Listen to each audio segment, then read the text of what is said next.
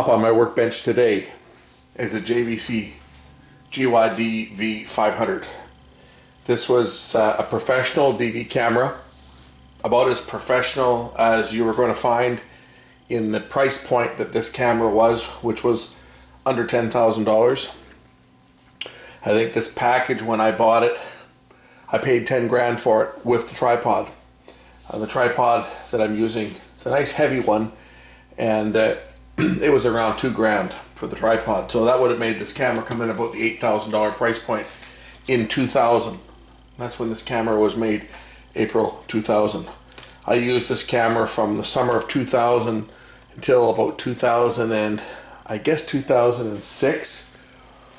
2006. And then I started the upgrade to HD. And it wasn't long after that I got out of the production business, but this camera has quite a few hours on it. I used to use this quite a bit.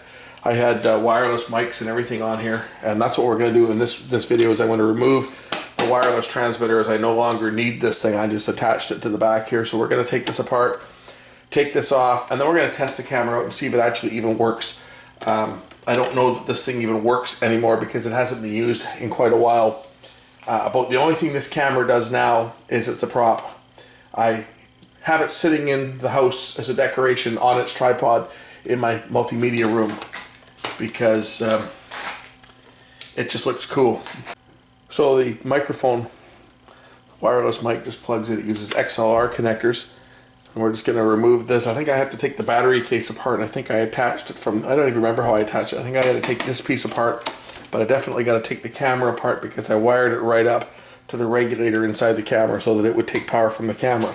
It does have a battery, built-in battery. I didn't use these batteries too much because they were only a 2.3 amp hour.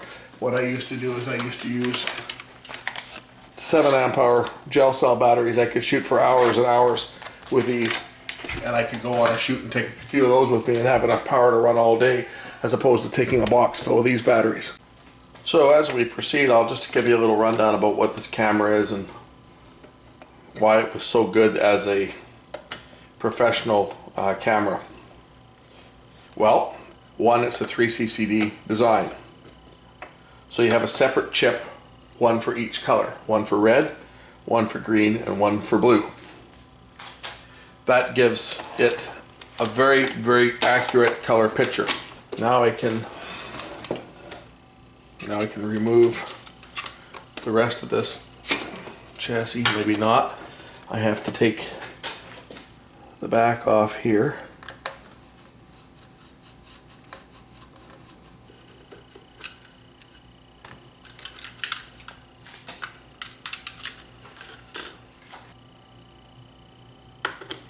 And that should lift off the heat sink for the regulator and allow access to the power point where I connected the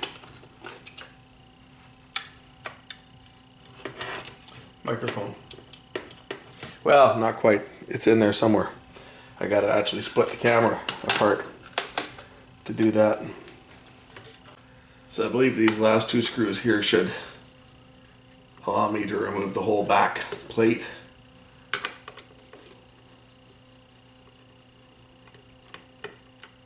Possibly this one here as well.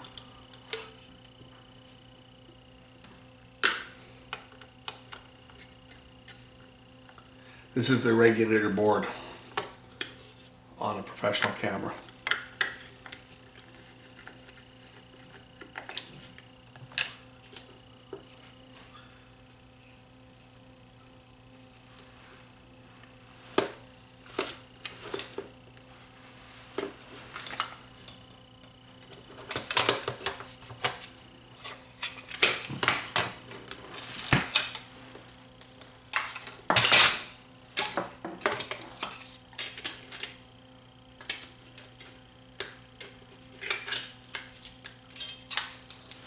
There's the regulator cover off. I don't know if I can get to it from just removing the regulator board or not. I forget where it connects. goes inside the camera here.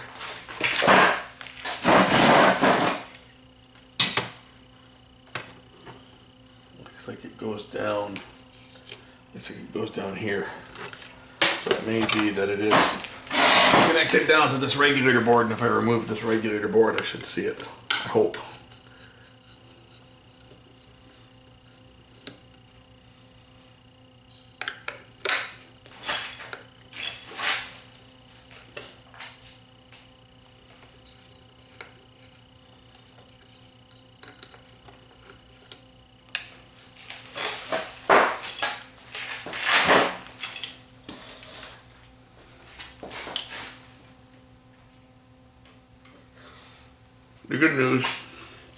The good news is that I got the nut back for the battery terminal that I mistakenly undid. So we can put that back on here.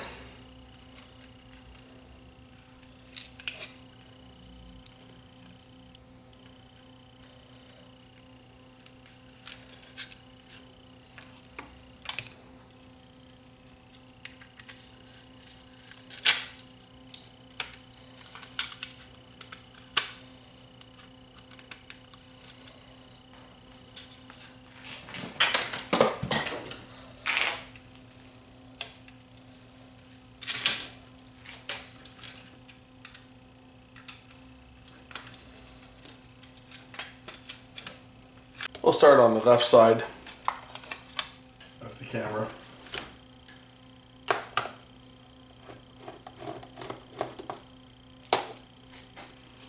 Nice thing about professional gear is it's designed for easy teardown, because a lot of these cameras did find their way into TV stations.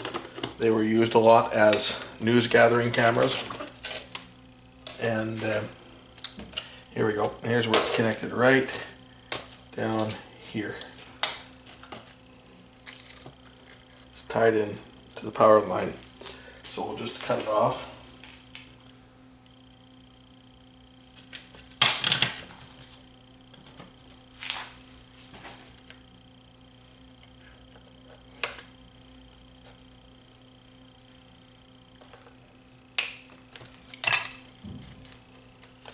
There we go. Now it's removed. Now we can pull this other wire out.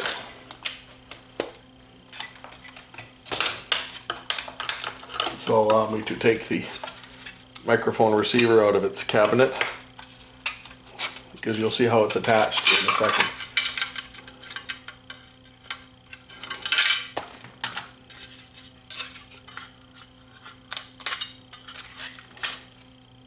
It was attached by fitting screws down through here into the Anton Bauer mounting plate.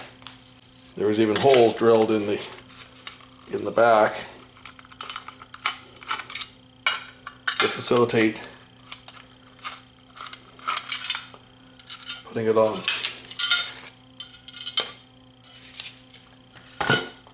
These are the original screws that would hold on an Anton battery back.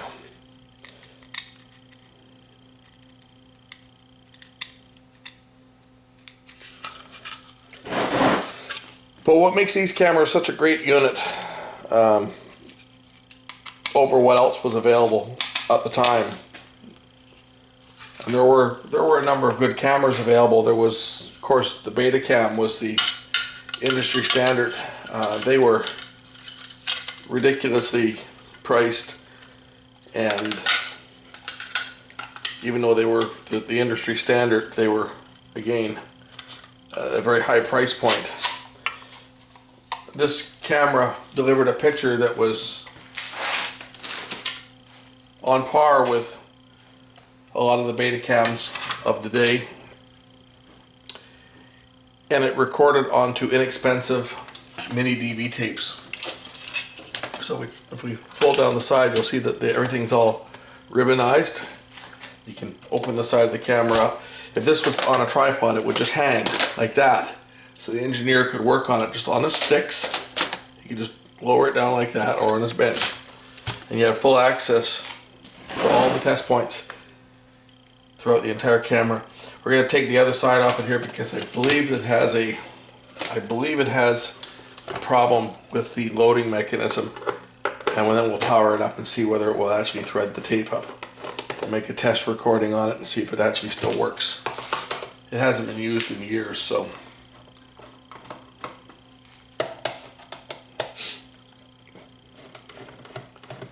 But this records a full digital picture. It uses the same tapes. It's a professional DV tape. It uses the same mini DV tapes that mini DV camcorders used, and recorded into the same format that mini DV cameras used. Now, these pink pads on these ICs, these are actually heat conducting strips. They are pressed up against the side case here to drain away heat. You know, there's a seal around here too to keep dust and stuff out from in this part of the camera.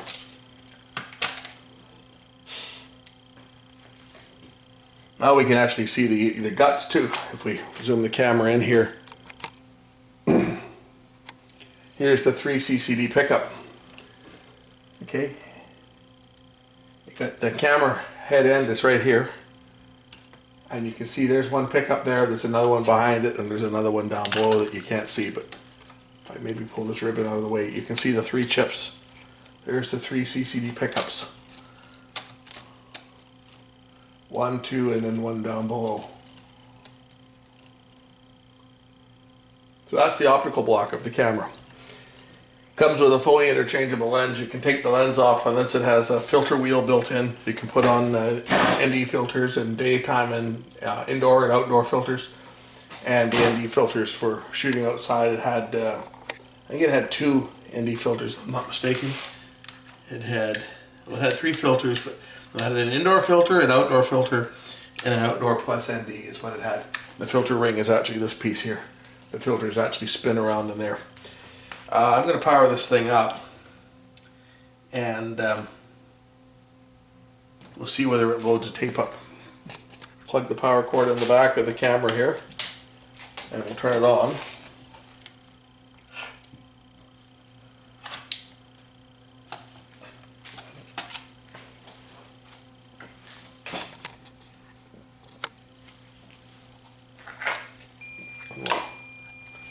What did I just get? I hear something going on here. I have a caution. That might be because I know why I'm getting a caution. I'm getting a caution because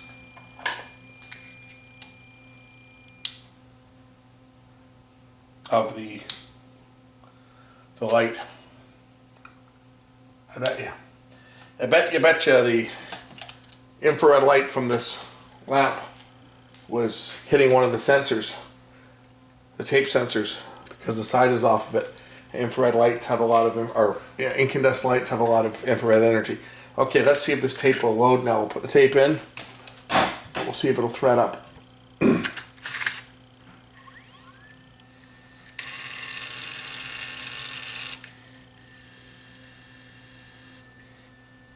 Looks like it threaded up okay.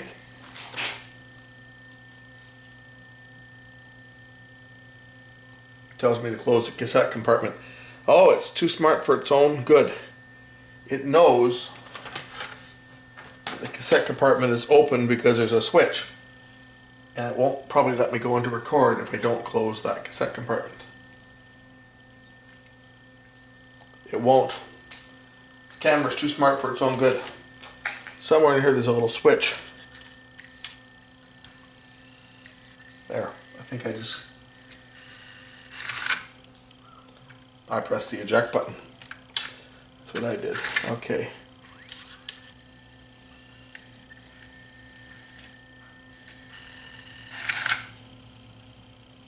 It's interesting how it threads.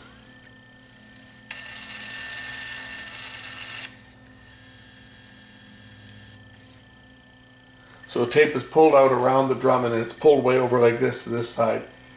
There's another guide that pulls it over here, and then behind this is the pinch roller and capstan.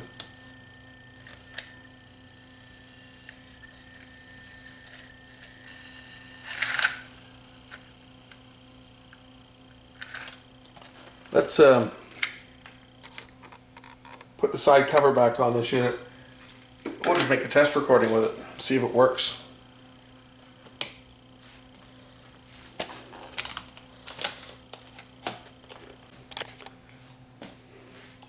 Okay, we fasten down the cabinet.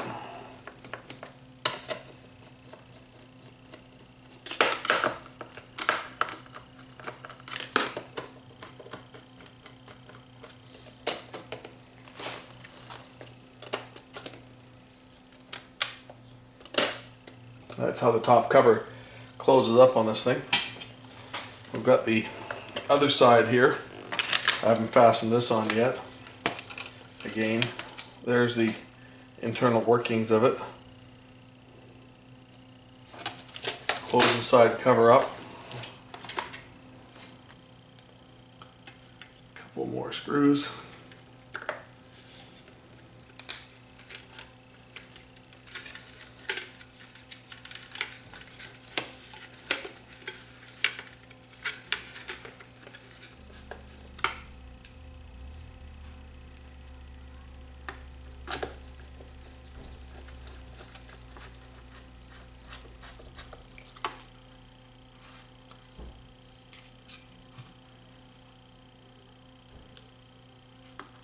So now this thing's back together, we give you a rundown on how it operated.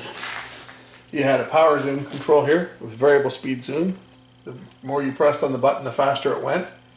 And of course it was manual focus. There was no autofocus option. So what you would do as camera operators, you would zoom in all the way in on your subject, focus on it, and then zoom back. You did have manual and automatic iris control. So in manual, you had to actually adjust the exposure manually using the iris ring here. But in automatic, it would set the correct exposure based on the light coming in. You can see.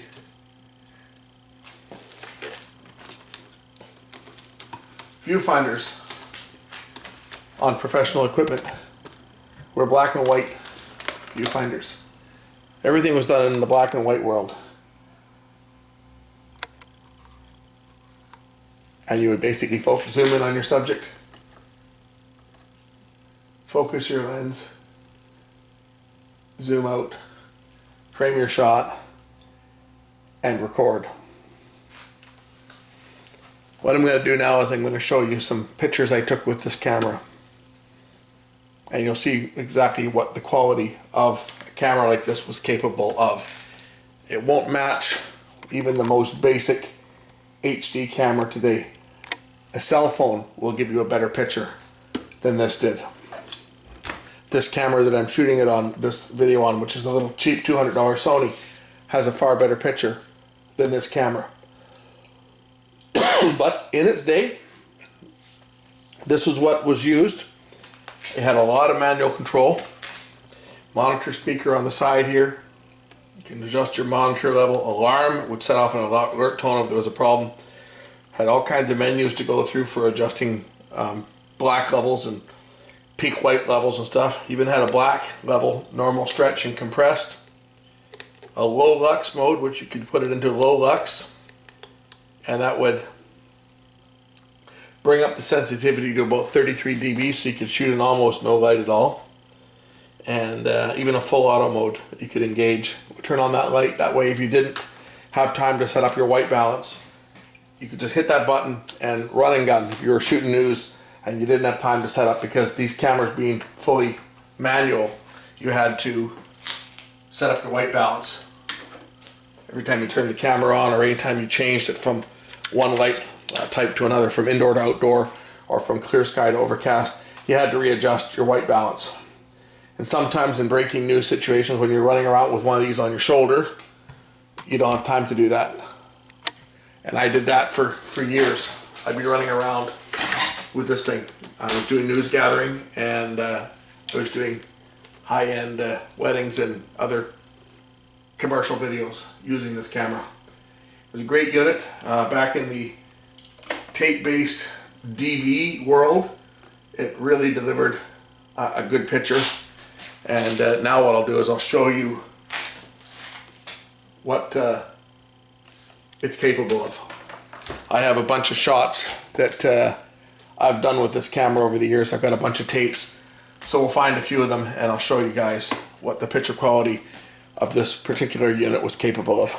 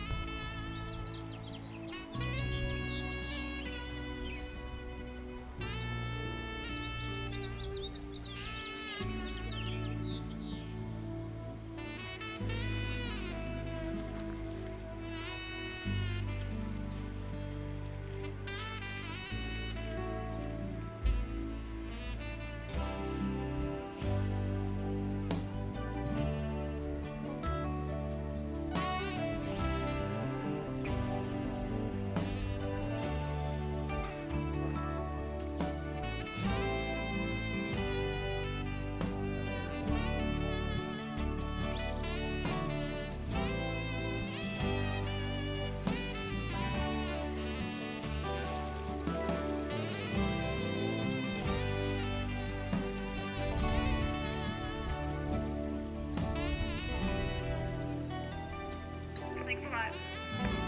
Thanks.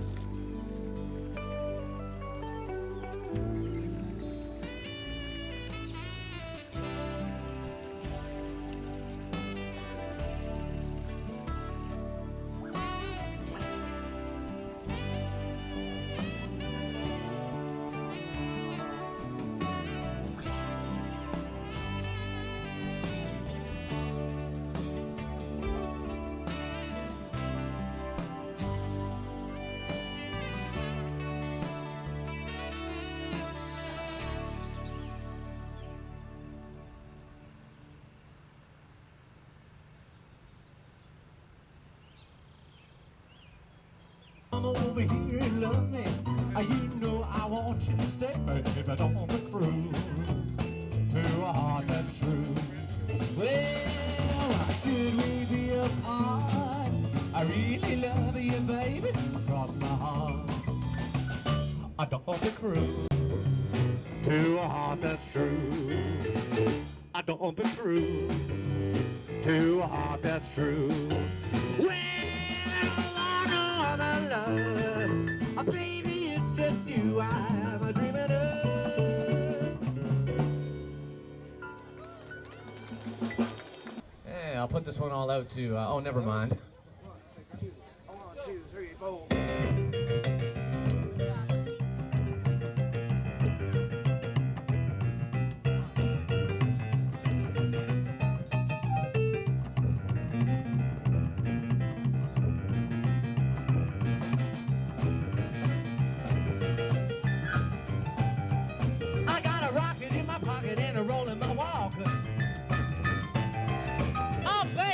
Above me with that nowhere talk. Well, there ain't nothing you can tell me I don't already know. I got a rocket in my pocket, I'm ready to go. Well, let's find a place where we can rock a bit. I got a rocket in my pocket and the fuse is lit. Oh, baby. All right, watch this, man. Go!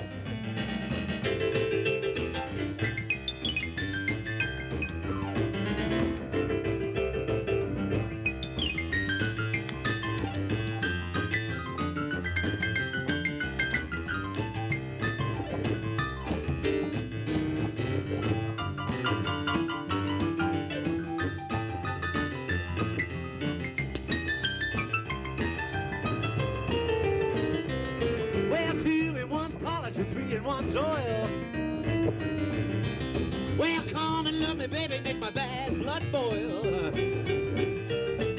I need you come to listen, baby, cut the scene. Got a rocket in my pocket, got a roll in my jeans. Well, let's find a place where we can rock a bit. Got a rocket in my pocket and the fuse is lit, oh baby. Well, let's find a place where we can rock a bit. I got a rocket in my pocket and the fuse is lit, oh baby. Take me home.